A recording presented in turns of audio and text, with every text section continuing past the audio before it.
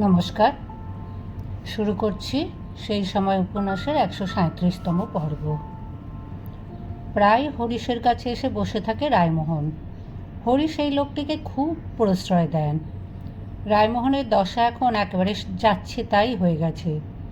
সর্বক্ষণ চূর চূর নেশাগ্রস্ত, পোশাক পরিচ্ছদে ধুলো কাদা মাখা, চক্ষুদ্দায় ঘোলাটে, দেখলেই বোঝা যায় তার আর বেশি দিন আয়ু নেই। অবশ্য যে লোক নিজের প্রাণের মায়া একেবারে ত্যাগ করে বসে থাকে তার মৃত্যু সহজে আসে না। হরিশের একটি স্বভাবের কথা নবীন কুমার আগেই শুনেছিল। যেসব রাতে তিনি নেশাগ্রস্ত অবস্থায় বাড়ি ফেরেন তখনও তিনি একলা ফেরেন না, হয় রাস্তার কোনো ঘেয় কুকুর অথবা কোনো ভিখারিকে সঙ্গে নিয়ে যান, এবং মাতা কিংবা পত্নীর আপত্তি শুনলেই তিনি তুমুল হল্লা করেন। এমনকি একদিন এক কুষ্ঠরোগীকেও তিনি পথ থেকে কুড়িয়ে নিয়ে গিয়েছিলেন। প্রায় সেই একই রকম মনোভাব নিয়ে তিনি রায়মোহনের জন্য অবারিত দ্বার রেখেছেন। রায়মোহন সুরাপানের জন্য হরিশের কাছে আসে। অনেকখানি জিভ বার করে সে হ্যাংলার মতন বলে, কই মুকুজ্জে মশাই, একটু সেবন করান, কণ্ঠতালু পর্যন্ত যে শুকিয়ে গেল। কাজ ফেলে রেখে হরিশ তৎক্ষণাৎ বোতল বার করে দেন। আন্তরিকতার সঙ্গে বলেন, আহা, ওর আত্মার সুখ পক্ষীটি সব সময় তৃষ্ণার্ত হয়ে থাকে, তাকে কষ্ট দেওয়া পাপ। নবীন কুমারকে দেখলে রায়মোহন আর ভয় পায় না। সে যেন সব ভয় ভাবনার ঊর্ধ্বে উঠে গেছে। তার কণ্ঠস্বরে পুরনো মোসাহেবি সুরটা আর নেই, বরং মাঝে মাঝে সে বেশ খোঁচা দিয়েই কথা বলে। এক একদিন এমন হয় যে হিন্দু প্যাট্রিয়টের জন্য লেখা শেষ করতে হরিশের দেরি হচ্ছে। পাশে নিঃশব্দে বসে আছে নবীন কুমার। অদূরে বসে সুরাপান করে চলেছে রায়মোহন। সে কিন্তু নিঃশব্দ নয়, প্রায় সে গান গেয়ে ওঠে আপন মনে।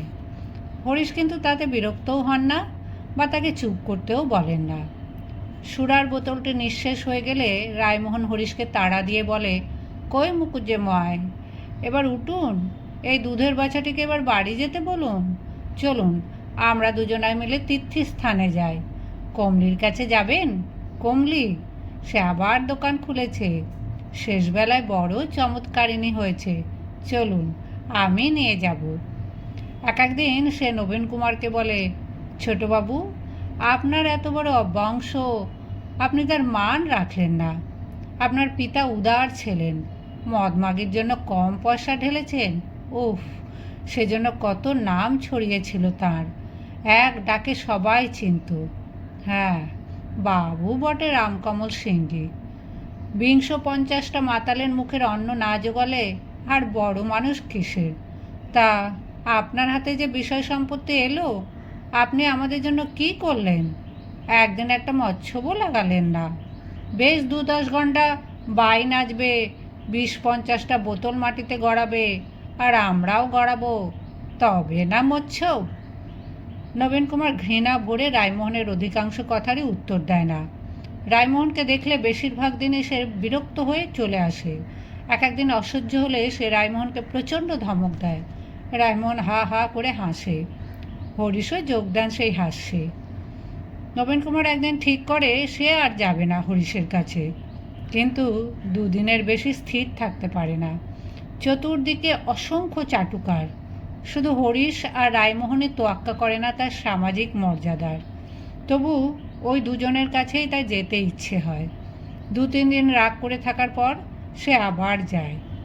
বিদ্যোৎসাহিনীর সভার সদস্যদের মধ্যে দুজনের সঙ্গে নবীন কুমারের বেশি হৃদ্যতা ছিল, কৃষ্ণকমল ভট্টাচার্য এবং যদুপতি গাঙ্গুলি। এর মধ্যে কৃষ্ণকমল কিছুদিন যাবৎ আর একেবারেই আসে না। যদুপতি আসে, কিন্তু সেও নবীন কুমারের রচনার দারুণ অনুরাগী। প্রায় চাটুকারেরই মতন শোনায় তার কথা। যদিও নবীন কুমার লক্ষ্য করেছে যদুপতি নির্লোভ স্বভাবের মানুষ। যদুপতি প্রায় বলে, এসো ভাই নবীন, আমরা দেশের জন্য বেশ বড় কোনো একটা কাজ করি। কিন্তু কী যে সেই বড় কাজ, সে সম্পর্কে যদুপতির নিজেরই কোনো স্পষ্ট ধারণা নেই। সে বড়জোর গ্রামে স্কুল খোলার কথা ভাবে। যদুপতি হরিশকে পছন্দ করে না। হরিশের উগ্র কথাবার্তা এবং প্রকাশ্যে লজ্জাহীনভাবে মদ্যপান দেখে সে শিউরে ওঠে। আগে হরিশ আসতেন নবীন কুমারের বাড়িতে বিদ্যুৎসাহিনীর সভায়, এখন আর আসেন না। এখন নবীন কুমারের মতন উচ্চ বংশের মর্যাদা সম্পন্ন মানুষ যে হরিশের কাছে যায়, এটা যদুপতির পছন্দ হয় না। সে নবীন কুমারকে নিবৃত্ত করতে চেষ্টা করে, কিন্তু উজ্জ্বল বাতি যেমন পতঙ্গকে আকর্ষণ করে, সেইভাবে হরিশের কাছে বারবার ছুটে যায় নবীন কুমার। হরিশের মতন এমন প্রজ্বলন্ত ব্যক্তিত্ব সে আর কারুর মধ্যে দেখেনি। ক্ষুরধার বুদ্ধি হরিশের। এদেশের সামাজিক, রাজনৈতিক ও অর্থনৈতিক অবস্থা তার মতন আর কেউ নিপুণভাবে বিশ্লেষণ করতে পারে না। একদিন হরিশও বড় অপমান করল নবীন কুমারকে। কোনো কারণে সেদিন তার মর্জি সাফ ছিল না। সম্ভবত সারাদিন ধরেই তিনি কিছু কিছু মদ্যপান করেছিলেন। সেই কারণে নিজের লেখাও মনোপুত হচ্ছিল না তার। একটি পৃষ্ঠা লিখেই ছিঁড়ে ফেলছিলেন। একটু পরেই উপস্থিত হলো রায়মোহন। তখনই তার টপ ভুজঙ্গ অবস্থা। তার উপর এসেই সে বোতল দাবি করল। হরিশও বোতল এগিয়ে দিলেন বিনা বাক্য ব্যয়। রায়মোহন পান করতে করতে শুরু করে দিল বেসুরো বেতালা কণ্ঠে গান। নবীন কুমার আর থাকতে না পেরে বলে উঠল, চুপ করো বন্ধু, তুমি এই লোকটাকে সহ্য করো কি করে? এটাকে বিদায় করে দিতে পারো না? অমনি দপ করে জ্বলে উঠলেন হরিশ। কর্কশ কণ্ঠে বলেন, কেন বার করে দেবো ওকে? তুমি ওর দুঃখ কি বুঝবে? আমি ওর সব কথা বুঝেছি। তুমি চিরস্থায়ী বন্দোবস্তের আদরের দুলাল, তুমি বুঝবে না। তুমি সত্যিই দুধের বাছা, মনুষ্য জীবনের কিছুই জানো না। তুমি মাতালদের ঘেন্না করো, কিন্তু তোমার সাহস আছে? কোনোদিন জিভে ছুঁয়ে দেখেছো মদ জিনিসটা কি? নিজের বুকে চাপড় মেরে হরিশ বললেন, এই দেখছো আমার এই লোহার দরজার মতন শক্ত বুক? আমি পারি। আমি মুদ্দ ফরাজদের পাশে বসে অন্ন গ্রহণ করতে পারি, ভিখারির সঙ্গে বসে নেশাও করতে পারি। তোমরা দুধ ঘি খাওয়া ধনির দুলাল, তোমরা কিছুই পারো না। তুমি মাতালকে ঘেন্না করো, কিন্তু কোনোদিন সাহস হলো না মদ জিনিসটা কি তা চেখে দেখতে। বেরাদর, আমার অতিথিদের তুমি কখনো অপমান করবে না। ধুতির কোঁচাটা সযত্নে বাঁ হাতে ধরে উঠে দাঁড়িয়ে নবীন কুমার বলল, আমি যাই। হরিশ বললেন, আচ্ছা, গুড নাইট। অপমান ও বন্ধু বিচ্ছেদের বেদনায় নবীন কুমারের মুখটি বিবর্ণ হয়ে গেল। কারুর কাছ থেকে এরকম ব্যবহার পাওয়ার অভ্যেস তার নেই। ক্রোধ যেন তার শরীরের প্রতিটি রন্ধ্র থেকে পুড়ে বেরোতে চাইল। একবার তার মনে হলো এখনই গিয়ে কয়েকটি পাইক ডেকে এনে এই লোক দুটিকে পিটিয়ে একেবারে ছাতু করে দিতে, কিন্তু পরক্ষণেই মনে হলো সে হবে শুধু শারীরিক শক্তির প্রকাশ। অর্থ বলে হরিশ এবং রায়মোহনের মতন লোকদের জব্দ কিংবা চিরতরে স্তব্ধ করে দেওয়া তার পক্ষে কিছুই শক্ত নয়, কিন্তু এদের কাছে সে বুদ্ধিতে কিংবা কথায় কি হেরে যাবে? মুখ ফিরিয়ে সে কাতরভাবে বলল, বন্ধু, মদ্যপানের মধ্যে কি খুব বীরত্ব বা সাহসের পরিচয় আছে? হরিশ বললেন, মদ্যপান না করার মধ্যেও কোনো বীরত্ব বা সাহসের পরিচয় নেই। নবীন কুমার কয়েক পা এগিয়ে এসে হাত বাড়িয়ে বলল, দাও। হরিশ একটুও বিস্মিত বা বিব্রত হলেন না। তৎক্ষণাৎ একটি গ্লাসে খানিকটা সুরা ঢেলে সেটি নবীন কুমারের হাতে তুলে দিলেন। নবীন কুমার এক চুমুকে তরল পদার্থটি শেষ করে বলল, এই তো খেলাম, কি হলো? হরিশ এবং রায়মোহন দুজনেই হেসে উঠল উচ্চস্বরে। রায়মোহন বলল, এক গেলাসে তো শরীরে নোনা কাটবে গো, নোনা কাটবে। হরিশ বলল, ঠিক। নবীন কুমার আবার হাত বাড়িয়ে বলল, দাও।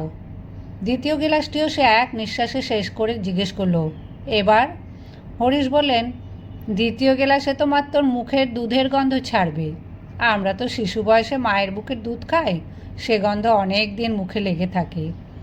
হাতের বোতলটি উঁচু করে তিনি বলেন, এটা কি জানো? টাটকা নতুন জিনিস এসেছে। এতকাল তো এসকাটিলিয়ান ব্র্যান্ডকে জিভ খসখসে করেছি। এটা একেবারে খাস ফরাসিস দেশের। এর নাম কন্যাক। এর প্রতি ফোঁটায় রক্ত। এর 4 গেলাস খেলে তবে না গা গরম হয়। নবীন কুমার বোতলটি হরিশের হাত থেকে ছিনিয়ে নিয়ে সরাসরি নিজের গলায় ঢালতে লাগলো সবটুকু তরল আগুন। রায়মোহন হরিশের দিকে তাকে দারুণ কৌতুকের ভঙ্গিতে খচাং করে টিপে দিল এক চক্ষু। তার তোবড়ানো গালে ভেসে উঠল এক ধরনের হাসি। হরিশও হাসতে হাসতে নবীন কুমারকে বললেন, বন্ধু, আমায় মদ্যপানে দীক্ষা দিয়েছিলেন রামগোপাল ঘোষ। তোমাকেও দীক্ষা দিল আমার মতন একজন প্রতিভাবান বিখ্যাত লোক, সুতরাং তোমার দুঃখ করার কিছু নেই তো। হঠাৎ এমন বীরত্ব দেখাতে গিয়েও নবীন কুমার শেষ রক্ষা করতে পারল না। কয়েক ঢোক তীব্র কনিয়াক গলায় যেতেই সে বিষম খেল। যতখানি সে পান করেছিল তার অনেকটাই উল্টে বেরিয়ে এলো গলা দিয়ে। চোখে এসে গেল জল। হরিশ তার হাত থেকে বোতলটি নিয়ে নেওয়ার চেষ্টা করতেও সে দিল না। বোতলের গলাটি শক্ত করে চেপে ধরে রইল।